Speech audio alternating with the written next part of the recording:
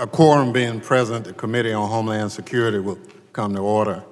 The committee is meeting today for consideration of H.R. 1232, the rescinding DHS waiver authority for Border Wall Act, H.R. 1433, the Department of Homeland Security Morale, Recognition, Learning, and Engagement Act of 2019, H.R. 1589, the CBRN Intelligence and Information Sharing Act of 2019, H.R. 1590, the Terrorist and Foreign Fighter Travel Exercise Act of 2019, H.R. 1593, the Coordinating and Leveraging Activities for School Security Act, H.R. 1598, the U.S. Customs and Border Protection Rural and Remote Hiring and Retention Strategy Act of 2019, and H.R. 1639, the CBP Workload Staffing Model Act.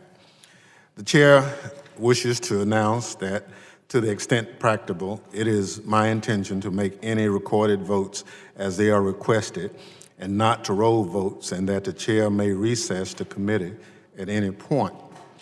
Without objections for order, I now recognize myself for an opening statement. Today, we will be considering 7 measures that speak to pressing Homeland Security challenges. Last week, Representative Tori Small, the chairwoman of our Oversight, Management, and Accountability Subcommittee, held her first subcommittee hearing on hiring challenges within the Customs and Border Protection.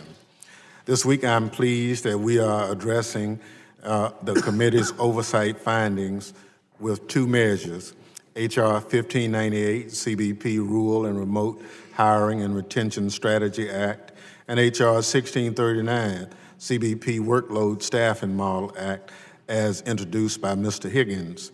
We also will be considering H.R. 1232, a bill introduced by our leader on Border Security Subcommittee, Representative Rice, to rein in executive overreach by the Trump administration to deliver on the president's dream of a border wall along the southwest border. The Secretary of Homeland Security has had authority since 2005 to waive all legal requirements to build border barriers. Prior to 2017, this waiver authority was invoked 5 times, all during the Bush administration, and what resulted was tragic. In 2008, a rainstorm in the city of Nogales, Arizona, which was built on a floodplain, resulted in catastrophic damage because a storm runoff channel was blocked by a 5-foot-tall concrete barrier that DHS built without having to give any consideration to federal, state, or local environmental or zoning laws. The border barrier prevented stormwater from reaching a water treatment center and placed such pressure on underground pipes that it resulted in a 10-foot sinkhole that caused upwards of $8 million in damage in downtown Nogales. To date, the Trump administration has issued 6 blanket waivers for border zones in California, Texas, and New Mexico. H.R. 1233 would prevent the current and future administrations from putting border communities at risk by revoking this waiver authority and forcing DHS to follow the law if it wants to build new walls or barriers. On a related note, I'd like to be remiss if I didn't acknowledge that the Trump administration transmitted its budget request for fiscal year 2020 earlier this week. It doubles down on the president's single-minded focus on getting his border wall built. To free up an additional $8.6 billion for his wall, the president wants to make draconian cuts in programs such as Social Security, Medicaid, and Medicare. This would imperil the lives and welfare of our constituents. Turning to today's business, in addition to border security legislation, the committee will be considering H.R. 1433, the DHS Morale Act, that would put in place important workplace reforms to meaningfully tackle the department's morale problem. The 2018 Best Places to Work in the Federal Government Survey put the satisfaction of DHS workforce dead last among large federal agencies and departments. Given how much DHS spends to recruit on board and train its workforce, the morale crisis within DHS cannot be ignored. Additionally, I'm pleased that today we will be considering a measure to improve DHS's efforts to bolster preparedness and response to school security incidents. We are considering H.R. 1593, the Class Act legislation, from the chairman of the Emergency Preparedness, Response, and Recovery Subcommittee, Mr. Payne. Two other measures on the agenda introduced by Representative Guest and Walker, respectively, are also timely and would help enhance preparedness and response to the emerging threats of returning foreign fighters and chemical, biological, radiological, and nuclear attack plots. With that, I yield to the gentleman from Alabama, Mr. Rogers, for an opening statement. Thank you, Mr. Chairman. I'm glad that we can start this Congress with a strong bipartisan markup. Most of the bills present effective solutions to issues at the department. It is essential that the department understand that we are willing to back up congressional oversight with legislative solutions. I hope we can incorporate these and other bills into a robust DHS authorization product in the next few months. I wanted to briefly highlight the Republican bills on today's agenda. H.R. 1589 from Mr. Walker will improve information sharing with state and local officials about chemical, biological, and radiological and nuclear threats. I know firsthand how important it is for DHS to use federal resources to inform and train local first responders on these threats. The Center for Domestic Preparedness in my district offers one of a kind live agent training for first responders. I'm glad this bill will deepen that cooperation. H.R. 1590, offered by Mr. Guest, requires the department to conduct robust exercises in preventing terrorist travel. DHS has dramatically improved its capability to identify and monitor individuals coming from conflict zones who may pose a threat to our national security. It's important for DHS to practice these efforts with state and local law enforcement officials in mind. H.R. 1639, offered by Mr. Higgins, provides important statutory support for CBP workload staffing model. Federal law already requires some staffing model planning, but Mr. Higgins' bill would streamline that requirement and, for the first time, include important support operations like CBP Air and Marine. I'm confident these staffing models will give Congress a clear picture of where we have personnel shortfalls on the border. I'm happy to support these three Republican bills, as well as the bills offered by Chairman Thompson, Mr. Payne, and Ms. Torres Small. Thank you, Mr. Chairman. I yield back. Thank you, Ranking Member Rogers. Other members of the committee are reminded that opening statements may be submitted for the record. By agreement between the chair and ranking member, the committee, by unanimous consent, shall use an amendment roster today. Reserving the right to object, and I will not object, would the chair please explain our agreement regarding the amendment roster? I yield. I thank the gentleman and all committee members for agreeing to the use of an amendment roster. We've agreed that the bills will be open to amendment at any point and that we will take up amendments in the order listed on the roster. The chair will allow members to offer amendments listed on the roster out of order to the extent practicable and in the manner not prohibited by House or committee rules. Amendments not listed on the roster may be considered at the conclusion of consideration of the roster. Additionally, it is my understanding that there is bipartisan agreement on a number of the bills and amendments thereto.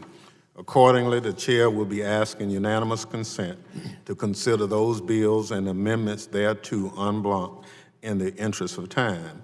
Each member with a bill or amendment included in the en bloc may be recognized for a statement prior to the conclusion of this meeting.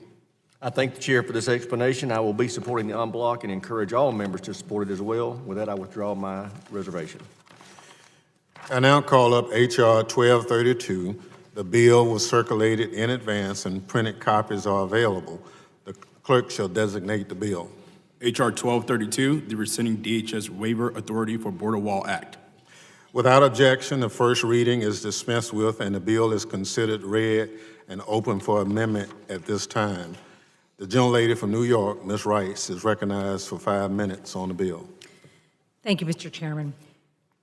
Last month, I introduced H.R. 1232, the rescinding DHS's waiver authority for Border Wall Act, which would eliminate a 2005 law that granted the Secretary of Homeland Security unilateral authority to waive all local, state, and federal laws that are deemed impediments to building barriers and roads on the southern border.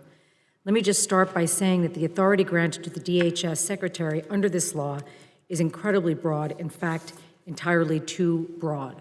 No secretary, whatever the purpose or intent, should have the ability to waive every law in their entirety without appropriate congressional review or oversight. During the Bush administration, this waiver authority was used a total of 5 times. 2 years into the Trump administration, it has already been used 6 times. So far, Secretary Nielsen has waived the Endangered Species Act, the Clean Water Act, the National Historic Preservation Act, and other important laws to build new barriers in regions where border communities have expressed serious concerns and opposition to those very barriers. And as the law reads today, if she wanted to waive any number of local and state laws, she could do it with the stroke of her pen, no matter the law, no matter the jurisdiction. I believe my friends on the other side of the aisle would call that an extreme case of federal overreach. Furthermore, over the course of the past several months, President Trump has shown that he has total tunnel vision when it comes to our southern border and will stop at nothing to build a wall, including shutting down the government, crippling our airports and economy, and imperiling hundreds of thousands of federal workers and their families. And Secretary Nielsen has similarly demonstrated an unflinching willingness to execute and justify these inhumane and politically motivated policies down to the letter. Simply put, when it comes to our southern border, this administration has not shown sound judgment. They have not listened to the experts, and they have not paid attention to the concerns of border residents and local officials. They are operating in a political vacuum, and I don't think that they can be trusted with wielding this waiver authority responsibly, especially not when it comes to something as important as our environmental, historical, and Native American protection laws. The stakes are just too high. H.R. 1232 would eliminate this broad waiver authority and require the Department of Homeland Security to follow the same laws that every other federal department and agency currently adheres to. H.R. 1232 is supported by 20 faith-based organizations, as well as many environmental organizations that advocate for the protection of border communities and their residents. I urge my colleagues to not only protect our border communities, but ensure the department follows the same laws everyone else does. I urge my colleagues to support H.R. 1232, and with that, I yield back the balance of my time. The gentlelady yields back. Is there any further discussion on the bill? Mr. Chairman. Chair recognizes ranking member. Thank you, Mr. Chairman. I oppose this bill. Last week, Secretary Nielsen appeared before our committee to explain in very stark terms the growing humanitarian and security crisis at our southwest border that we cannot ignore. We all heard how family apprehensions in fiscal year 2019 are more than 800% higher than FY 2013. We heard how massive groups are overwhelming CBP's ability to process, house, and provide care for migrants. We heard how smugglers and traffickers are brutalizing women and children as they lead them across deserts controlled by drug cartels. We heard how gangs and cartels are bringing hundreds of thousands of pounds of drugs into our country.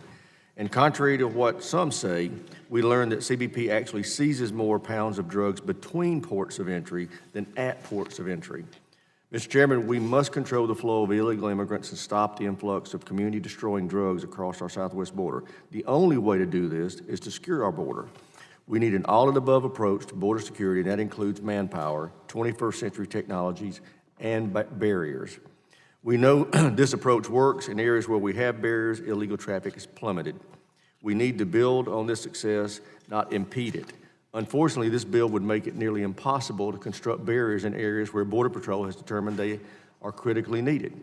Border security and the safety of the American people used to be priorities for both Democrats and Republicans. Rather than scoring political points with messaging bills, I encourage my colleagues to push for productive legislation to address the changing dynamics I have just described. I cannot support this bill, and I hope my colleagues will join me in voting no. With that, Mr. Chairman, I yield back. Thank you very much. The gentleman yields back. Is there any further discussion on the bill? Mr. Chairman. Mr. Chairman. Gentlelady from Florida, Ms. Dimmons. Thank you so much, Mr. Chairman. The breadth of this waiver authority is an important point that bears repetition. This waiver authority not only allows the Secretary of Homeland Security to waive environmental laws, it allows her to completely ignore labor laws, contract laws, worker health and safety, small business laws, and any other act passed by Congress and signed by the President of the United States. The Secretary can override well-informed and scientifically based laws and regulations. Unbelievably, these waivers are virtually immune to judicial review. In fact, it is my understanding that only constitutional claims against waivers can be raised, and only in federal district courts, and that all other litigation is categorically barred. Should a community or private landowner be negatively affected as a result of barrier construction under a waiver authority, they have no legal recourse, and I think this committee should care about that. At this core, this waiver authority allows an unelected official of the executive branch to ignore Congress and largely be passed by the judicial branch. This unchecked power is unconscionable, and it should not be allowed. I wholeheartedly support H.R. 1232 to repeal this waiver authority and urge the members of this committee to do the same. Thank you, Mr. Chairman, and with that, I yield back. Gentlelady yields back. Chair recognizes the gentleman from Louisiana, Mr. Higgins. Thank you, Mr. Chairman. While I respect Congresswoman Rice for her attention to the issues along our southern border, I'm strongly opposed to this bill. As Ranking Member Rogers noted earlier, this bill makes it harder to protect our country from dangerous drugs and illegal immigration. Executive authority under any president should be recognized when it comes to waiver authority of this nature. Border Patrol conducted a thorough capability gap analysis to determine where physical barriers are needed, but this proposal does not acknowledge their expertise and will likely prevent construction from happening in those areas. As the Secretary explained at our hearing last week, the waiver authority in question has only been used a handful of times under her tenure, and only in cases where it was absolutely necessary. Further, our primary responsibility as a committee is to protect American lives and American property. This bill would effectively tie the hands of the Department of Homeland Security to expose certain areas of our borders to national security threats. Mr. Chairman, we all acknowledge there's a crisis at the border. I do not support partisan bickering. This committee and Congress must act to protect American interests. Drugs are flowing into our communities from the southwest border, killing scores of Americans every day. Cartels are using children as visas to exploit our immigration laws and smuggle people into the U.S. interior. Why would we move legislation to make it easier for drugs and human smugglers to enter our country? I believe we should work in a bipartisan manner to secure our homeland as we have in the past. Mr. Chairman, I urge my colleagues to vote against this measure and focus on real solutions that will address the real crisis at hand. I yield back. Gentleman yields back. Is there any further discussion on the bill? Yes, Mr. Chairman. Chair recognizes Ms. Torres Small for Thank 5 you. minutes. Thank you, Mr. Chairman. I want to start by clarifying that this isn't a vote against the construction of physical barriers. This vote is to disallow DHS to waive dozens of local, state, and federal laws to incautiously fast-track construction projects. So just last year, DHS waived multiple laws, more than 20 actually, including NEPA, the Clean Water Act, and the Endangered Species Act, to expedite a 20-mile fencing construction project in the district I serve. DHS should not be allowed to circumvent these local, state, and federal laws that were carefully crafted and have been enacted for decades.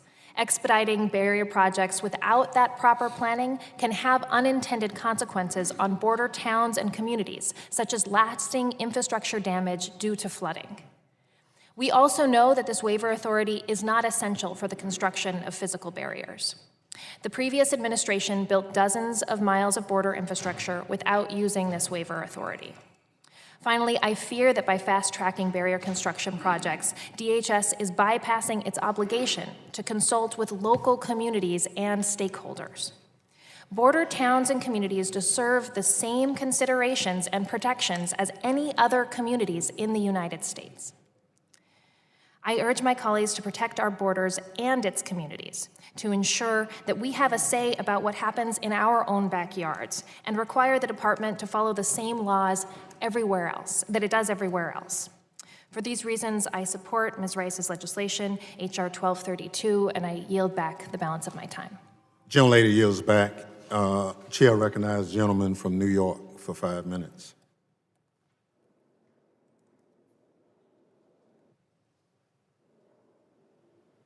Thank you, Mr. Chairman. Let me just say, in response to my good friend from New York, Ms. Rice, I'm just really going to make one historical point, just so the record is clear.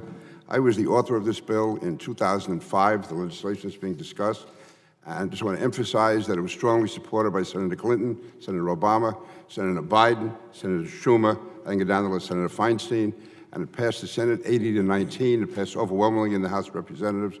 And so this issue, it may seem now as if this grab of power was strongly endorsed by the people who are most strongly opposing it today. I think it's just important to have that on the historical record.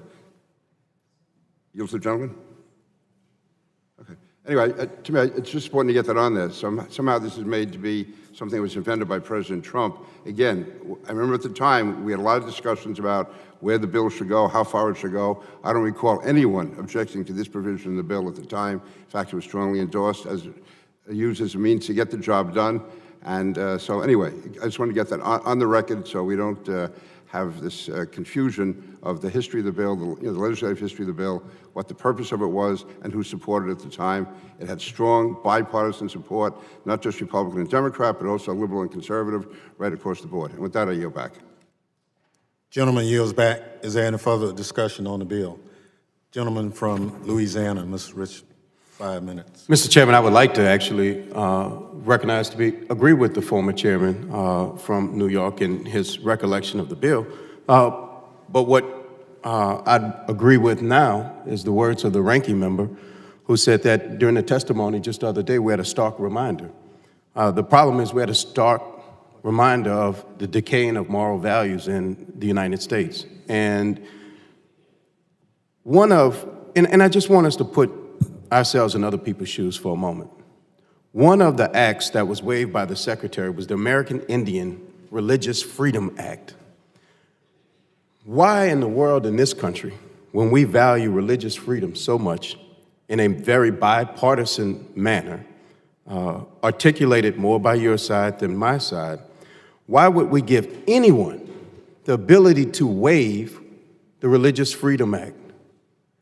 So we just need to be very careful, and I would point out to Mr. King, is that the bill was there from 2005, and for the most part, it was handled in a very responsible, mature manner. What we see and what the testimony described in very haunting terms and what the TV and all of the visits to the border show us is that it's being done in not just an irresponsible way, but a cruel way. And I think that this bill is a good bill.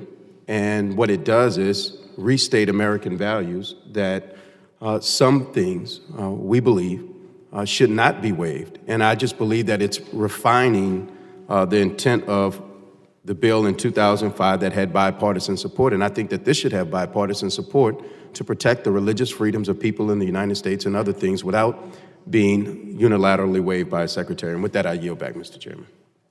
Gentleman yields back. Chair recognizes the gentleman from Texas, Mr. Crenshaw. Thank you, Mr. Chairman. I just want to be clear about what H.R. 1232 is really doing. It's prioritizing Endangered Species Act, Clean Air Act, Clean Water Act, and many other laws over border fencing, over border security. But let's assume that the intent is to actually protect the environment and not to just undermine border wall construction. I'll assume that for a second. So I've been down there many times, and here's what we see, and here's what we see, at least in Texas, when I'm talking to Border Patrol, and how, and the situations they deal with. When there is no fencing, What they have is refuse and trash left everywhere. What they have is the requirement of roads to be built and trucks to be driven across everywhere in order to pick up migrants who are either being caught, trying to flee, or turning themselves in. In any case, it's not good for the environment. What we also see is what the drug cartels do is they'll take a car full of drugs and float it. I mean, they're getting really resourceful here. They will float it across the river, and then they'll drive it off. Why can they drive it off? Because there's no fence, and there's no vehicle barriers either. There's nothing. If there was, they wouldn't even bother with that tactic. Oftentimes, these cars just sink into the river, so we've got tons of drugs, often can be fentanyl, put into the Rio Grande, gasoline put into the Rio Grande, all sorts of trash. There's some issues in Texas with the butterfly sanctuary. So instead of building a fence there, which would supposedly impede upon the environment, what we'd rather have then is a bunch of is illegal immigrants running across, again, trampling brush and plants and endangering those species, leaving their trash, all while Border Patrol has to drive their trucks through it in order to catch them, or again, let them turn themselves in. That's not good for the environment. The thing is about this waiver, it's been used 11 times in 14 years. Fencing is really not that different from any other kind of fencing we have around this building, that we have around this city, that we have across this country. It's really not clear to me that border fencing is really a problem for our environment. This same waiver authority, it's been found constitutional in the courts by Judge Curiel, no less, who's not really on our side on a lot of things, who held that DHS should have pretty wide discretion on border security issues. And here's really why. Last February, or this last month, 76,000 illegal entrants were apprehended. I mean, 76,000, these are not small numbers. We all know this, and we're going to continue to debate the essence of border security, I think, throughout the year. Given the president's budget, we're going to debate that a lot in this committee. I would like to believe that this bill is not about that subject of border security in and of itself, but it's hard not to see the connection. It's hard not to possibly be suspicious that this bill is just about undermining our desire for border security. Again, only 11 times since 2005. And what else has happened since 2005? There's been more than 8 million apprehensions on the border. So what should we be prioritizing? My opinion, it should be prioritizing the security of our border. And I want to make a point about federal overreach. That is a compelling argument. None of us like federal overreach. Here's the thing. There are some aspects of the federal government that clearly fall under the federal oversight, and that is international border security. That I think we can agree on. International border security very clearly falls under the purview of the federal government, and I think this waiver authority has been used responsibly. You know, I think we have one example of flooding, but we're talking about steel bollard fencing from here on out, which wouldn't necessarily affect that. And I would urge my colleagues to reject this bill. Thank you. I yield, Mr. Chairman. Gentleman yields back. The question now occurs on favorable reporting the bill H.R. 1232 to the House. Mr. Chairman. All in favor say aye. Mr. Chairman. All opposed, no? No. In the opinion of the chairs, the ayes have it, and the measure is ordered favorably reported. I'd like a recorded vote, please. Recorded vote is requested. The clerk will call the roll. Ms. Jackson Lee. Ms. Jackson Lee. Mr. Langevin. Mr. Langevin. Mr. Richmond. Mr. Richmond votes aye. Mr. Payne. Mr. Payne votes aye. Ms. Rice. Ms. Rice votes aye. Mr. Correa. Mr. Correa votes aye. Ms. Torres Small. Ms. Torres Small votes aye. Mr. Rose. Mr. Rose votes aye. Ms. Underwood. Ms. Underwood votes aye. Ms. Slotkin. Ms. Slotkin votes aye. Mr. Cleaver. Mr. Cleaver votes aye. Mr. Green of Texas. Mr. Green of Texas votes yea. Ms. Clark. Ms. Clark votes aye. Ms. Titus. Ms. Titus votes aye. Mrs. Watson-Coleman. Mrs. Watson-Coleman votes aye. Ms. Berrigan. Ms. Berrigan votes aye. Mrs. Demings. Mrs. Deming votes aye. Mr. Rogers? No. Mr. Rogers votes no. Mr. King? No. Mr. King votes no. Mr. McCall? No. Mr. McCall votes no. Mr. Katko? No. Mr. Katko votes no. Mr. Ratcliffe? Mr. Ratcliffe? Mr. Walker? Mr. Walker votes no. Mr. Higgins? No. Mr. Higgins votes no. Mrs. Lesko? Mrs. Lesko votes no. Mr. Green of Tennessee? Mr. Green votes no. Mr. Taylor? Mr. Taylor votes no. Mr. Joyce? No. Mr. Joyce votes no. Mr. Crenshaw? No. Mr. Crenshaw votes no. Mr. Guest? Mr. Guest votes no. Mr. Langevin?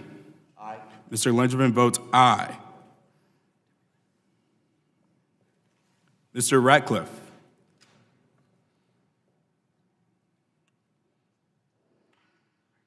Ms. Jackson Lee?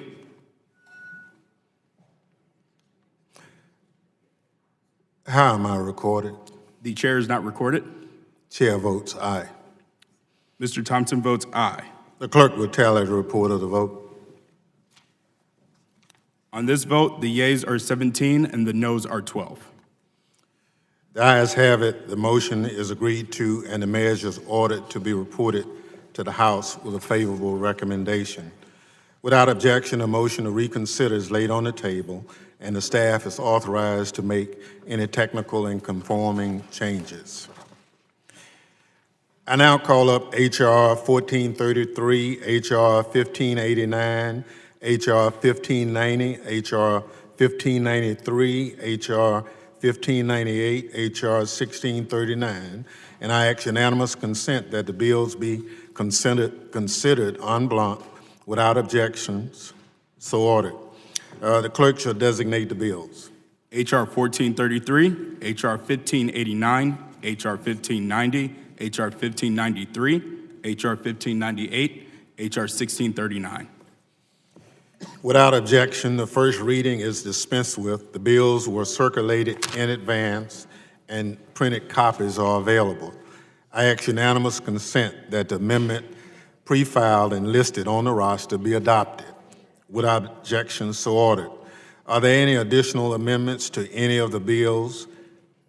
Hearing none, I ask unanimous consent that H.R. 1433 as amended, H.R. 1589 as amended, H.R. 1590, H.R. 1593 as amended, H.R. 1598 as amended, and H.R. 1639 as amended be adopted and ordered to be reported to the House with a favorable recommendation. Without objection, so ordered. Without objection, the motion to reconsider is laid on the table. Without objection, the staff is authorized to make any technical and conforming changes. This concludes the consideration of the bills noticed by the committee for today. You have to recognize members who want to speak on their bills now. Well, actually, we're trying to close it. We have a number of bills. Is there any member who'd like to speak on their bill? This is your moment. Ms. Torres Small. I apologize. I try to go fast, but if you wouldn't mind, just very briefly. Thank you, Mr. Chairman. The en bloc bill included a bill I sponsored after work on the subcommittee for oversight, management, and accountability on the difficulties Customs and Border Protection faces in hiring and retraining law enforcement officers. These challenges are particularly acute when staffing is rural and remote. In these rural and remote locations. As a member who represents a district that includes remote areas along the southern border, I have seen how critical it is that CBP has sufficient staffing in these regions to process asylum seekers and secure our border. In recent months, hundreds of migrants, mainly families and unaccompanied children, have turned themselves in to Border Patrol agents near the remote port of entry at Antelope Wells, New Mexico. At the same time, Border Patrol is working hard to make sure that it's apprehending people who are attempting to avoid detection. As migrants are being turned away from larger ports of entry in urban areas, they appear to be crossing the border with greater frequency in more rural locations. In order to ensure that CBP can properly adapt to the changing circumstances along the remote sections of our southern border, we must ensure it has the personnel and resources to do so. I appreciate the committee's support for my bill. The U.S. Customs and Border Protection Rural and Remote Hiring and Retention Strategy Act should have come up with a better name, which puts CBP on the right path. To do so, my legislation requires DHS to partner with CBP on developing a strategy and implementation plan focused on improving the hiring and retention of individuals in rural and remote areas. I also want to specifically thank Ranking Member Crenshaw for your support on this legislation and for the chance to get to work with you in the subcommittee. I yield my time. Thank you. Chair recognizes Mr. Walker. Thank you, Mr. Chairman. H.R. 1589 requires the Office of Intelligence and Analysis, or INA, within the Department of Homeland Security to conduct analysis of terrorist capabilities related to chemical, biological, radiological, and nuclear, or CBRN, materials, as well as threats to the homeland from global infectious diseases. The bill further directs INA to consider how to leverage intelligence information to improve CBRN prevention and recovery programs. Also, it requires the agency to share threat information with state and local entities as well as appropriate private sector stakeholders. Terrorist groups have long strived to carry out CBRN attacks. Osama bin Laden saw it as an Islamic duty to require weapons of mass destruction, and security experts believe this goal has remained a top priority for al-Qaeda. As recently as last month, terrorist supporters online were promoting the use of poison and chemicals in lone wolf attacks. In response to this threat, in December of 2018, President Trump signed the Countering Weapons of Mass Destruction Act, a bill to reorganize the Department of Homeland Security to better address the CBRN threat to the homeland. That bill created a CWMD office within the department and ensures that there is a DHS-wide strategy to address this threat. H.R. 1589 builds on this progress by ensuring that INA dedicates analytical resources to the CBRN in coordination with the work of the CWMP office and other federal efforts. Lastly, the bill amends the Homeland Security Act to clarify that it is the responsibility of the Secretary of Homeland Security and the Office of Intelligence and Analysis to share information not only with federal entities, but also state, local, tribal, and territorial agencies, and with the public to the great extent as possible. I urge support for the legislation and yield back the balance of my time. Thank you. Chair now recognizes the young lady from Michigan, Ms. Slotkin. Thanks. I just wanted to make the point, first of all, thank you to Representative Torres Small and Crenshaw for accepting my amendment, which is very simple and very elegant and very important to those of us in Michigan that we recognize the northern border. 300,000 people a day go through our borders in the northern side, $910 million in trade every single day. So I decently and respectfully ask that my colleagues remember the northern border when we do work in this committee. Thank you very much. Thank you very much. Chair recognizes the gentleman from Louisiana, Mr. Higgins. Thank you, Mr. Chairman. I'm encouraged to see my bill, the Customs and Border Protection Workload Staffing Model Act, move through the committee today.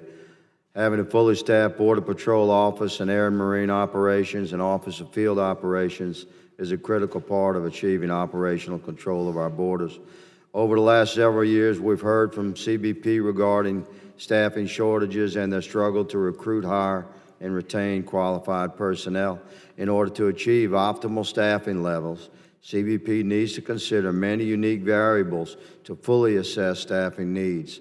My bill will require CBP to review and calculate their personnel needs using a methodology that includes considerations of mission duties, variations in operation environments, infrastructure, and technology procurement. Also, operations support staff. Not only will this workload staffing model help CBP to better plan for hiring and allocation of law enforcement officers in each area of responsibility, but it will also help to communicate its staffing needs to congressional appropriators. I never want to see another appropriations bill pass this body that zeroes out funding for additional Border Patrol agents when the Department of Homeland Security has identified that there are thousands of agents short. The current shortage of CBP agents has a direct impact on our national security and response capability. This bill follows multiple Office of Inspector General reports outlining the need for CBP to create workload staffing models, as well as numerous Government Accountability Office reports detailing the problems CBP has with recruiting, hiring, and retention. This is part of a larger effort to ensure that our borders and ports of entry are fully staffed with qualified personnel. I'd like to thank my counterpart and friend on the Board of Subcommittee, Chairwoman Kathleen Rice, for signing on as an original co-sponsor, as well as our full committee ranking member, Mike Rogers, and former full committee chairman, Mike McCall. I appreciate the support of my colleagues. Mr. Chairman, I yield back. Gentleman yields back. Chair recognizes the gentlelady from New York, Ms. Clark. Thank you, Mr. Chairman. Today, I'm proud to be offering an amendment to H.R. 1589, the Chemical, Biological, Radiological, and Nuclear Intelligence and Information Sharing Act of 2019. I'd like to thank Congresswoman Torres Small and Congressman Walker for introducing this bipartisan bill, which requires that the Department of Homeland Security to enhance its information sharing with state and local governments, especially with respect to weapons of mass destruction. I'm proud to support this important effort and to improve it. The original language in the bill requires the Office of Intelligence and Analysis to share information about threats against the United States, somewhat ambiguous language which gives DHS too much leeway in deciding what information to share or not to share with local officials. My amendment clarifies that DHS should proactively share information about chemical, biological, radiological, and nuclear risks to our critical infrastructure, a term which is statutorily defined in Title 42, Section 5195C of the U.S. Code. In my district, the risk of chemical or biological attack against critical infrastructure is not just the plot line from an action movie. It's a real risk that my constituents must face every day. About 5.6 million people ride the New York City subway on an average weekday. Subways, small enclosed spaces with no exits, are a prime target for terrorists, and there's a long history of them being attacked with chemical agents. This bill will give local authorities in places like New York additional tools to combat this threat. I'd like to say a word about the importance of information sharing. The women and men of our intelligence agencies, and that includes the Office of Intelligence and Analysis at DHS. They work tirelessly every day to keep our nation safe. They don't receive fame or glory, but they do produce assessments and analysis, which are the bedrock of our national security. We need to make sure their insights and their intelligence they work so hard to collect gets into the hands of local authorities who have the ability to preempt and prevent attacks. When information sharing works, the American people never hear about those successes. There are no headlines when an attack never happens. This bill and my amendment to it will help ensure we don't wake up to a headline about a chemical or biological attack on a crowded subway car or on any other piece of our nation's critical infrastructure. With that, Mr. Chairman, I thank you and I yield back. Gentlelady yields back. Chair recognizes the gentleman from Mississippi, Mr. Guest. Thank you, Mr. Chairman. Mr. Chairman, I want to thank you and the other members of this committee for your support of H.R. 1590. H.R. 1590 would require the Secretary of Homeland Security to coordinate with state, local, and federal officials to develop an exercise that would evaluate the effectiveness of our nation's ability to prevent terrorists and foreign fighters traveling either into or out of the United States. The scenario would be twofold. One would involve individuals who are attempting to infiltrate the United States for the purpose of conducting terrorist threats.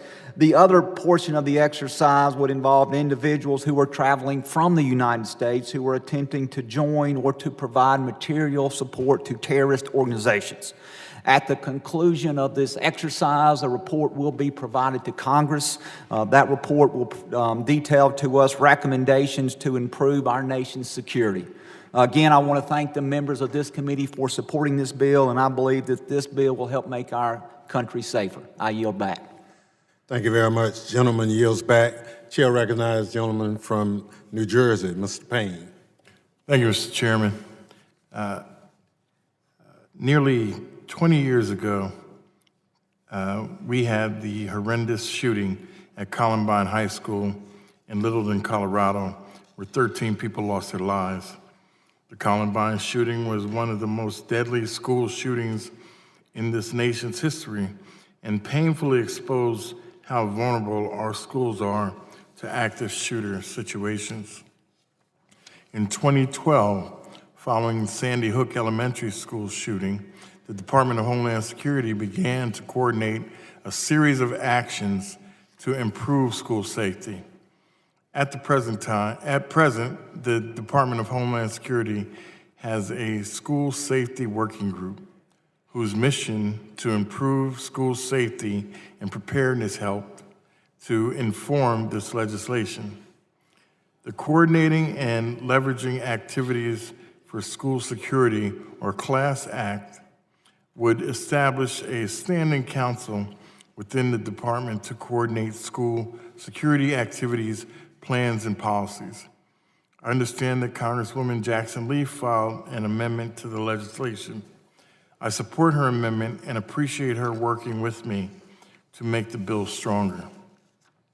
I am pleased to have the committee's support for the CLASS Act as we work to ensure more is done to keep school children, educators, and staff safe.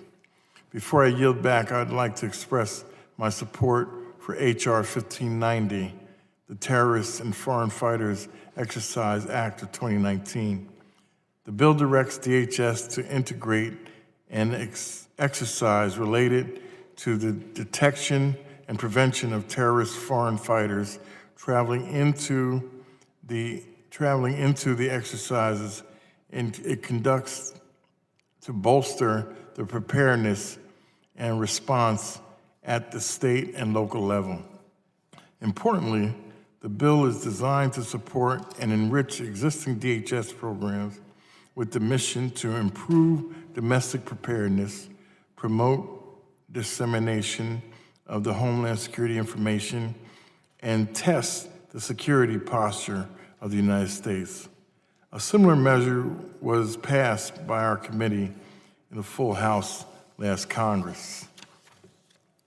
I am pleased that the modest modifications we proposed were accepted by Congressman Guest, and we are able to work together to enhance this timely Homeland Security measure. With that, Mr. Chairman, I yield back the balance of my time. Thank you very much, Chair. The gentleman yields back. This concludes the consideration of the bills noticed by the committee for today. Mr. Chairman. Gentlelady from Illinois. Mr. Chairman, pursuant to Rule 22, Clause 1 of the Rules of the House, I move that the committee authorize the chairman to offer such motions as may be necessary in the House to go to conference with the Senate on the bills ordered, reported by this committee today, or in similar Senate bills. Without objections, the motion is agreed to. Mr. Chair. Ranking Member Rogers. Mr. Chairman, pursuant to House Rule 11, Clause 2L1, I ask that members have 2 calendar days to file with the clerk of the committee supplemental, additional, or minority views on each of the bills ordered reported by the committee today. Without objections, so ordered. There being no further business to transact, the committee stands adjourned. All right.